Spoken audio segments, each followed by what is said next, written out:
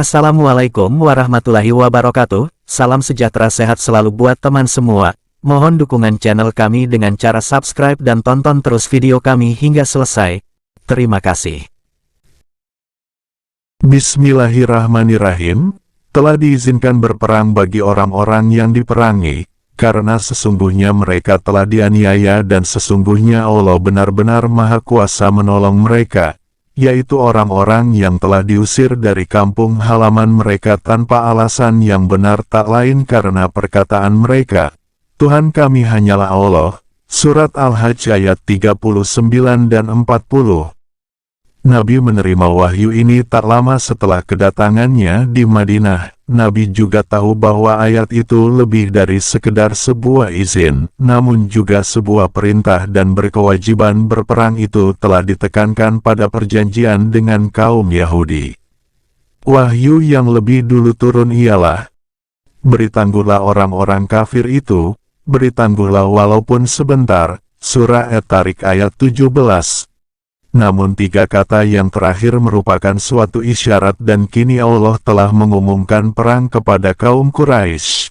Saat itu Rasulullah diperintah untuk menyerang mereka dengan segenap kekuatan dan menunjukkan kepada seluruh bangsa Arab, bahwa mereka hanya akan selamat bila mematuhi kehendak Allah, dan beliau tidak ragu lagi untuk tidak berdamai dengan Quraisy. Sebagaimana sikap mereka terhadap Nabi dan para pengikutnya, isyarat itu segera ditegaskan dengan ayat yang lain, yang berbunyi, "Perangilah mereka sampai tak ada lagi fitnah, dan agar semua agama itu semata-mata hanyalah bagi Allah." Surah Al-Anfal ayat 39. Pada saat itu tak ada lagi pertanyaan kecuali harus menyerang. Kaum Quraisy mudah diserang di kafilah mereka khususnya pada musim panas, saat mereka paling aktif melakukan perdagangan dengan Suriah, di mana posisi mereka sangat terbuka untuk diserang dari Madinah. Pada musim gugur dan musim dingin itu mereka mengirimkan sebagian besar kafilah mereka ke selatan, terutama ke Yaman dan Abisinia. Informasi yang diterima di Madinah tentang kafilah itu jarang yang tepat dan besar kemungkinan berubah rencana pada menit-menit terakhir. Kafilah mereka sama sekali terhindar dari serangan pertama dari Madinah. Tetapi kaum muslim berhasil mengikat perjanjian dengan kaum Badui di daerah-daerah strategis di sepanjang pesisir Laut Merah. Ketika Nabi sendiri berangkat, beliau menunjuk salah seorang sahabatnya untuk menggantikan posisi beliau selama tidak ada di Madinah, dan orang pertama yang mendapat kehormatan itu adalah kepala suku Khazraj yaitu Sa'd dan Ubadah. Hal itu berlangsung selama 11 bulan setelah hijrah. Sampai Nabi kemudian tidak turut dalam berbagai ekspedisi, namun setiap kali tidak ikut ekspedisi beliau menyerahkan kepada panglimanya bendera yang diikat di ujung sebatang tombak. Pada tahun pertama Nabi hanya mengirimkan pasukan dari kaum Muhajirin. Namun pada bulan September tahun 623 Masehi terdengar kabar bahwa sebuah kafilah Mekah yang kaya raya akan kembali dari utara di bawah pimpinan Umayyah, kepala suku Jumah bersama 100 pasukan. Umayyah selalu menjadi musuh utama Islam, sementara alasan lain untuk menyerang mereka adalah harta rampasan itu sendiri. Barang dagangan yang mereka bawa itu diceritakan dimuat berkisar oleh 2.500 unta. Jumlah kaum muhajirin yang ada di Madinah tidak mencapai 100 orang yang tidak sepadan dengan pasukan Quraisy itu, maka Nabi mengirimkan 200 pasukan separuh lebih berasal dari kaum Ansor. Sekali lagi berita itu kurang memadai dan ternyata kurang tepat. 3 bulan setelah itu akhirnya mereka juga luput. Kafilah yang sangat kaya dengan pengawalnya yang kurang besar dibandingkan dengan kafilah sebelumnya dikabarkan sedang lewat yang dipimpin oleh Abu Sufyan menuju Suriah. Kabar itu datang terlambat karena Nabi sudah mencapai Usyairah di lembah Yanbul, yaitu di jalan terbuka menuju Laut Merah di sebelah barat daya Madinah.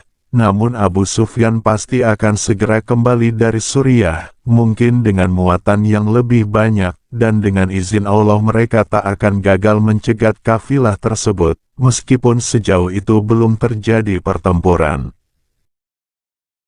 Quraisy selalu waspada terhadap bahaya musuh yang tak bisa dimungkiri ada di Yatsrib, namun nyatanya hal itu tidak berpengaruh terhadap perdagangan mereka di jalur selatan itu.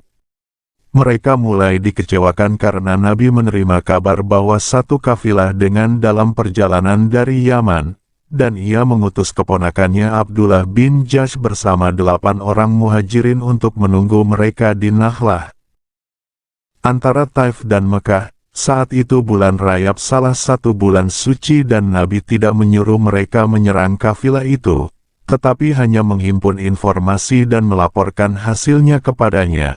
Tak pelak lagi Nabi berpesan agar mereka hanya mengamati kekuatan penjagaan mereka untuk mempersiapkan perlawanan terhadap mereka nanti. Begitu kaum muhajirin mencapai tujuan dan mendirikan kemah di sana, satu kafilah kecil Quraisy melewati mereka dan segera mendirikan kemah tak jauh dari posisi mereka, dan tak sadar akan kehadiran mereka itu.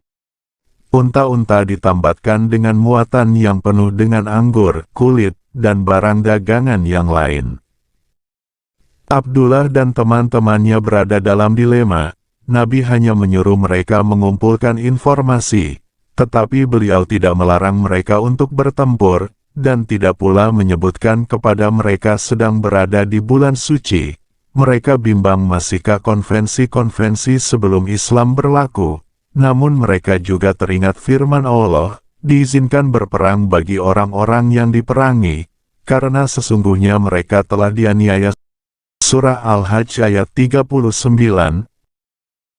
Mereka sedang berada dalam kondisi perang dengan kaum Quraisy dan mereka setidaknya mengenal 2 orang di antara anggota rombongan yang baru datang itu adalah laki-laki dari Makhzum, suku yang paling kejam terhadap Islam di antara suku-suku lain di Mekah, dan itu adalah pagi terakhir bulan Rajab. Jika matahari terbenam mereka akan memasuki bulan Syakban yang bukan lagi termasuk bulan suci.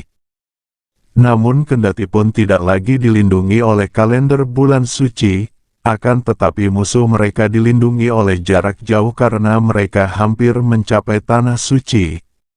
Setelah melewati perasaan keraguan-raguan yang begitu sangat, mereka akhirnya menyerang kafilah itu. Anak panah pertama menewaskan seorang laki-laki dari Kindah sekutu Bani Abdul Al-Sam. Kemudian Utsman laki-laki dari Makhzum dan Hakam seorang budak menyerah dan ditawan, sedangkan Naufal saudara laki-laki Utsman melarikan diri ke Mekah.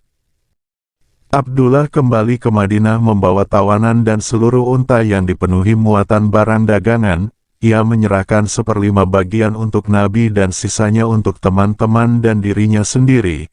Tapi Nabi menolak dan tidak mau menerimanya sedikit pun. Beliau berkata, "Aku tidak menyuruhmu berperang di bulan suci."